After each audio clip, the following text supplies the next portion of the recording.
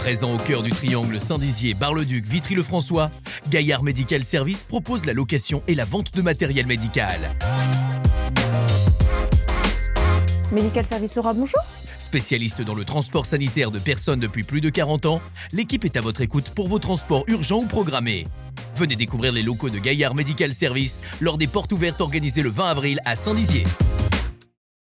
Toute cette semaine, participe au jeu concours Puissance Télévision pour tenter de gagner ton bon d'achat au Festiquet de Saint-Dizier qui aura lieu le 30 avril. Alors joue dès maintenant sur puissancetélévision.fr et sur notre application mobile. Jeu organisé du 17 au 21 avril, sans obligation d'achat, en partenariat avec l'association culturelle turque de Saint-Dizier.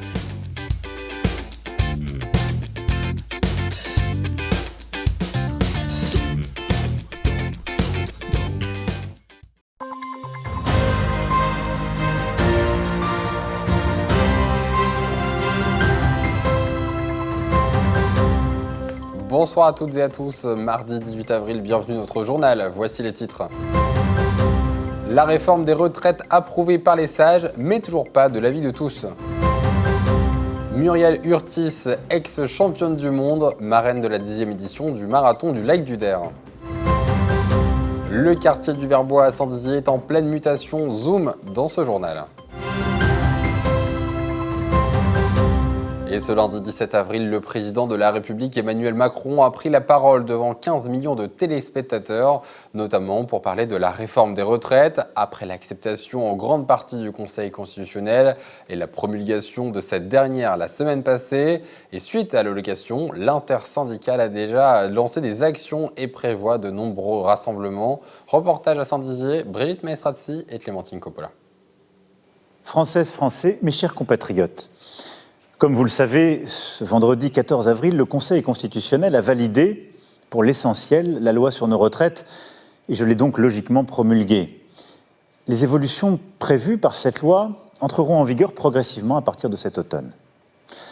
Adoptés conformément à ce que prévoit notre Constitution, ces changements étaient nécessaires pour garantir la retraite de chacun et pour produire plus de richesses pour notre nation. L'allocution d'Emmanuel Macron a eu lieu ce lundi 17 avril. Il est revenu notamment sur la promulgation de la réforme des retraites. Cette dernière est très mal reçue au sein de l'intersyndicale. Ils se sont retrouvés cet après-midi pour coller des affiches sur les 22 panneaux de la ville et appeler à faire grève. On est totalement dépités. On espérait toujours de pouvoir avoir quelque chose et là, il y a rien. Donc nous, on demande formellement le retrait de cette décision. Il reste sourd à nous, à ce qu'on dit.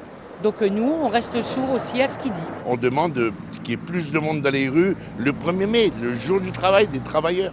Les bragards étaient peu nombreux à suivre l'allocution du président et rejoignent l'avis des syndicats. Étant une femme, je trouve ça pitoyable parce que du coup, on n'est pas du tout valorisé. Au contraire, on nous descend comme si on était des moins que rien. Il est arrogant, il est méprisant, il n'en a rien à faire de ce qu'on a beau être je ne sais combien...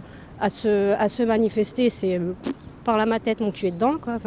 Je trouve que c'est mal fait parce qu'on a beau travailler, ils veulent toujours reculer la retraite.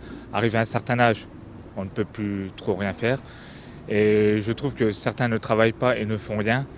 Et on devrait privatiser ceux qui travaillent et réduire au moins la retraite, au moins jusqu'à 62 ans ou 60 ans maximum. J'ai regardé 5 minutes et après, apparemment poliment, il m'a saoulé. J'ai préféré passer outre à ça, parce que de toute façon, quoi qu'on dise, il fera autrement de ce qu'on fera. Il faut absolument que les gens puissent se battre. Parce qu'il y en a trop qui sont chez eux en train de dormir, alors qu'il y a quelques personnes qui se battent pour eux. Alors qu'ils se réveillent, et après, Macron... on verra. Il va peut-être revenir sur sa décision. Il n'aurait pas demandé au Conseil constitutionnel s'il ne savait pas la réponse. De toute façon, avec le 49.3, c'était fait d'avance. Puisque le 49.3, c'est l'anticonstitutionnel, quoi qu'en disent certains. C'est dans la Constitution. De passer au-dessus des parlements pour faire passer les lois, on ne peut pas dire que c'est démocratique. Les 9 sages, ce sont tous des anciens politiques, droite et gauche, et comme maintenant Macron, c'est de la droite et de la gauche réunifiées, donc ça ne pouvait être que la décision qui a été rendue la semaine dernière. On nous dit, on fait reposer uniquement sur le dos des salariés comme moi et tant d'autres en France, le financement des caisses de retraite. Vous regardez, si on se réserve qu'à la catégorie A. Vous avez 3 millions de chômeurs, donc 3 millions de demandeurs d'emploi en France. Qu'est-ce qu'on attend pour donner du travail à ces gens-là? Vous allez voir qu'après, la réforme des retraites ne se posera plus et les caisses de retraite vont déborder d'argent. La prochaine journée de mobilisation aura lieu ce jeudi 20 avril. Le 11 juin, c'est le retour du marathon du lac du Der, organisé par l'association Cap d'Air. Un départ matinal prévu à Saint-Dizier, arrivée prévue à Giffaumont. Et cette année, Muriel Urtis se lance comme marraine de la 10e édition du marathon, triple championne du monde en 2003.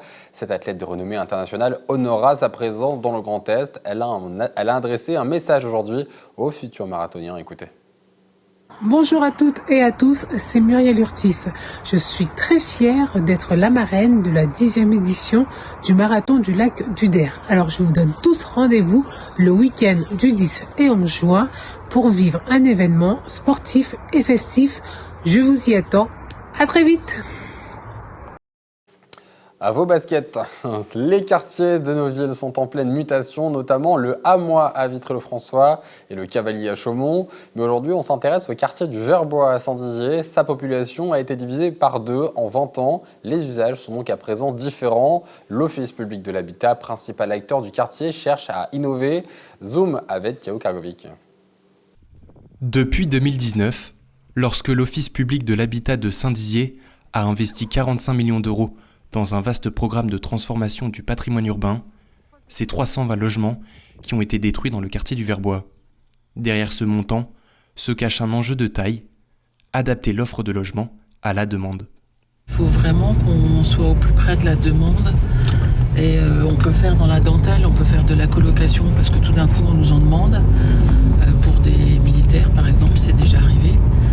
On peut faire de la colocation pour des internes médecins qui arriveraient sur Saint-Dizier. Voilà. Donc on essaye vraiment de s'adapter au coup par coup à la demande et d'être assez réactif, ce qui n'est pas toujours évident.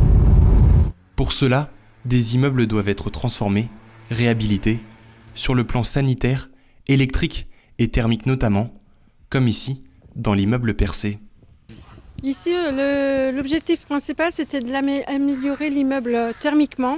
Et pour cela, en plus de l'isolation et le remplacement des fenêtres, on a fermé les halls traversants où le vent pouvait s'engouffrer en créant des vrais halls d'entrée qui distribuent 2 montées d'escalier.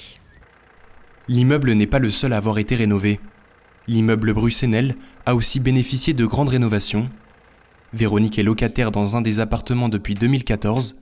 Il y a 2 ans, l'Office public de l'habitat de Saint-Dizier est intervenu sur son logement pour réaliser des travaux. Donc ils nous ont mis dans tous les appartements, tous les gens qui voulaient, ils ont mis des douches handicapées ou des douches américaines. Ils ont changé les portes, ils nous ont mis des portes blindées.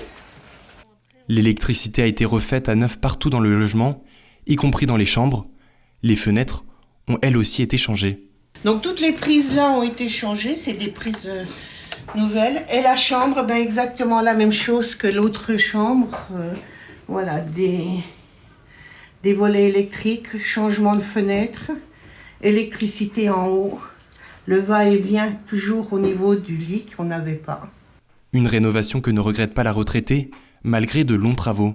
Quand on fait des travaux, on n'a pas le choix, c'est comme ça, on est obligé de subir, de toute façon.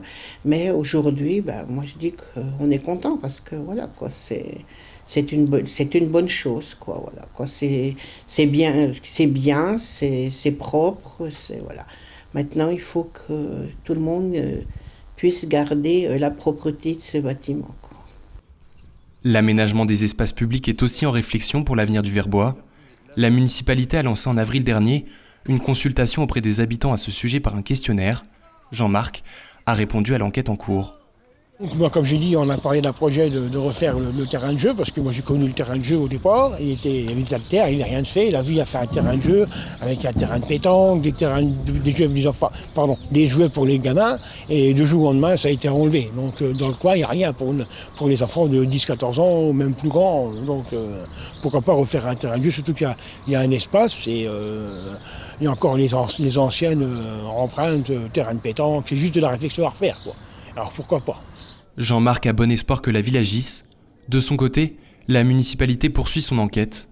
Objectif, donner aux citoyens la possibilité d'agir. S'emparer de son avenir, c'est aussi le prendre en main.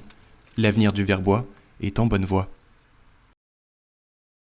C'est la fin de cette édition, merci de l'avoir suivi. Tout de suite, vos prévisions météo de demain.